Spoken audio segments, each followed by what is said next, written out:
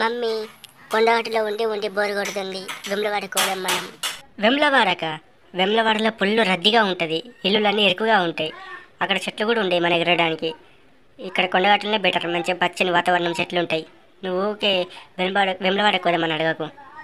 అందరూ ఊకదే పని నీకు.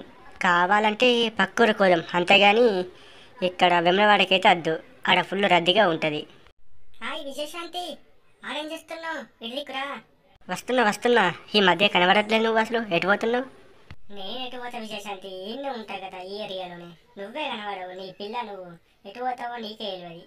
ఓ నాగరాజు, అన్ని గలీజ్ మాటలు మాట్లాడతావు. నేను ఎటు పోతాను? ఈ కొండగట్టులోనే కదా నేను ఉండేది. నువ్వే ఎక్కడెక్కడ తిరుగుతావు, మళ్ళీ నన్ను అంటావు. ఎవ్వరు ఎక్కలేరు, అటు ఎటు పోదాంపా. ఎక్కడికి విజయశాంతి? ఆగు, నేను వస్తున్నా. పడతావు, జాగ్రత్త. నేనేం పడను కానీ ఇక్కడ ఏమైనా కొబ్బరికి చిప్పలు ఉన్నాయేమోనని చూస్తాను. బాగానే ఉంటుంది ఆ కొబ్బరి చిప్పలు తింటే. ఇంకేం దొరకదు కదా మనకి ఇక్కడ.